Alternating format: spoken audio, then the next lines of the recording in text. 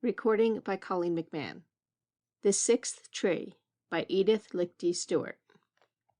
Police Headquarters, Los Angeles, California. Gentlemen, the coroner's inquest held over the mutilated body of Professor Carhart to account for the baffling circumstances surrounding his death gave the verdict, met death at the claws and teeth of some wild beast, presumably a mountain lion. Considering the prominent and honorary positions held by the professor in some of our foremost universities, I felt justified in suppressing the astounding diary, herewith enclosed, found by me in the dead man's room after the inquest. I submit the diary without comment. Any conclusion derived from its perusal can be only too ghastly and unbelievable. Respectfully, J. Donahue, Operative. July 10th. As we entered the canyon, that dreaded sensation of oppression and suffocation surged upon me, and I tore away my collar and lifted the hat from my throbbing head. There are hypocrites who prate vapidly of the exultation and exhilaration inspired in the human by these same mountains. Liars! Who should know more of mountains than I, who for 30 years have studied them, chipped away at their exteriors, articulated every rock and stratum in their towering frames, explored and explained their very entrails?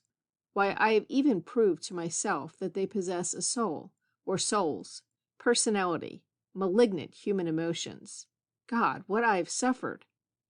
Is it in revenge for my exhaustive knowledge of them that they torture me so? When night comes, it is night now, they shake from their torpor and become monstrosities, crowding closer and closer, stooping to compress the air about my fevered head, crushing into my brain. It is only by ignoring them that I gain relief, so I am writing now in a frenzy to escape them. As I said, we had entered the canyon. They were only the stage driver and I. I had been dismissed from the university, with only the explanation that my course of study was becoming erratic. Why had I selected the little lodge at the source of this rugged ravine for my retreat? It should have been the last place in the world for me to seek rest. Yet I was here. The gray road twisted its dusty way into the gathering dusk of the mountains.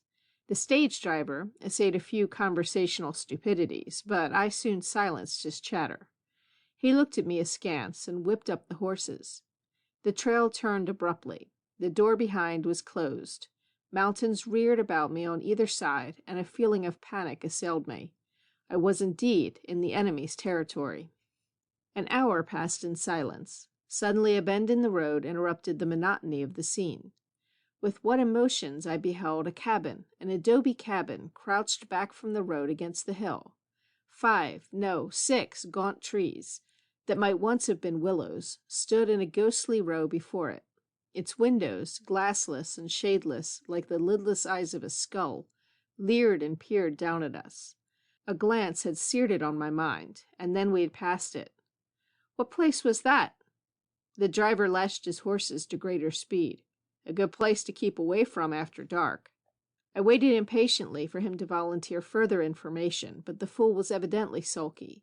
I would wheedle. My good man, your reply only arouses my curiosity. He slowed down. The road lay straight. Turning, I could see the haggard eyes of the house as it watched for the effect the driver's tale would have upon me. It seems that some years before, after a heavy rain, some hikers had found in front of the deserted cabin 5 shallow graves, one beneath each tree. Each grave had contained a man. Investigation had identified them as a group of sheep herders, rough customers at the best. They had evidently spent the night in the cabin, for the place was littered with empty bottles, cards, and poker chips. Who had committed the wholesale murder and buried the bodies was never discovered. Rumor had it that the 5 sheep herders had located a mine back in the mountains and had hired a geologist to go with them to assay the ore, but this was never substantiated. There was no one who had actually seen the geologist or knew much about the mine. Where are the bodies now? The driver shrugged. Nobody claimed them, so they were thrown back into their graves, the dirt shoveled in again, and left till the judgment day. Well, if they are dead and disposed of till the day of judgment, why are you afraid of this place? I asked with some scorn. He shook his head darkly. There's 6 trees, and only 5 have graves under 'em. Well, They say there's a curse on this place until the sixth tree has a dead man too.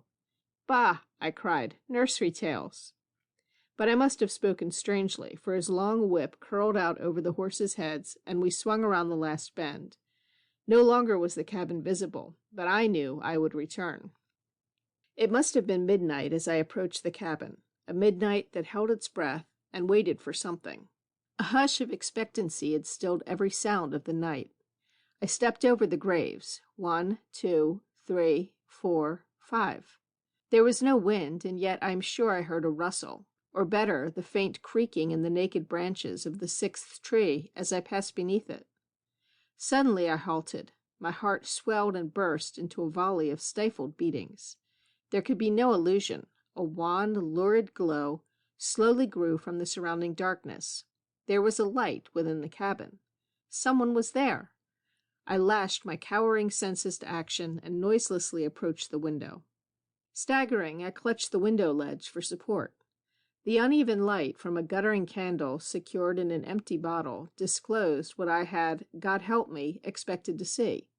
They, 1, 2, 3, 4, 5 of them. They were there, the same, and yet how infinitely horrible. Lifelessly, yet with terrible relentlessness, they played at their everlasting cards. Their dank hair hung in wisps over sunken eyes. The leathery skin of their faces sagged loosely over fleshless skulls. Their clothes hung in tatters, slimed with earth and mud. And their hands! Fascinated, in terror, I watched those lean, blackened claws deal the mildewed and ragged cards. Their nails, long and broken, scratched over the rough table as they clutched at the chips. They were intent on their game, unaware of my presence. But even as I gratefully assured myself of this, their eyes were on me. There was no hate, no fury, no fiendish glee in their expression. Rather a blankness, a patient waiting. They had ceased to play. All the waiting in the universe concentrated about me. There was a vacant place beside the dealer. When I could resist no longer, I went within. The dawn lay pallid on the hills when I flung away from the cabin. There was no sound or motion from the sixth tree as I shrank from its reaching fingers. When clear of it, I ran in the madness of terror to the hotel, locked my door, and fell sobbing in wrath and exhaustion on the bed. I had lost. There was no depth to the agony of my soul. We had played for no obvious stakes, but only too well I knew the prize for which we fought. There would be 2 more nights of play, with 2 more chances to win. I arose, bathed my scorching brow, and all day I sat, figuring. As a man of science, I had often scoffed at the thing called luck, for any game of cards must be reducible to some science or system. Night found me triumphant. Scarcely could I wait for the darkness that I might hasten to their humiliation. And that night I won. I won, I say. They were waiting for me as before. The cards were dealt, and then I proved that all things are explained by science. A man so learned can hold the world in his hand, immune from the uncertainties of chance and accident. My triumph grew as the dawn approached. I grew reckless. I chuckled. I laughed. I taunted them in their ghastly dead faces. They sat immobile, playing. Their silence infuriated me.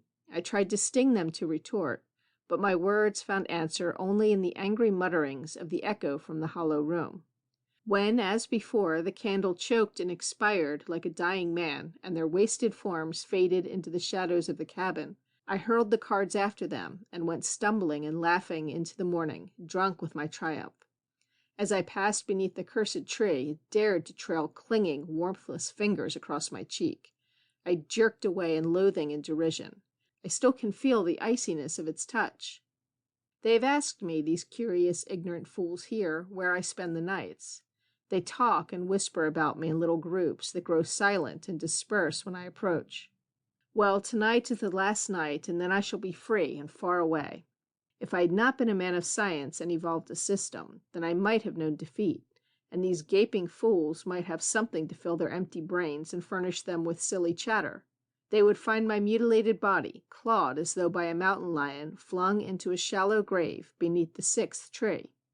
But I shall not lose. When this night curdles into dawn, I shall stuff their own dirty cards down their withered throats and crowd them back into their filthy graves, stamping the dirt upon them until it fills their mouths and blinds their staring eyes.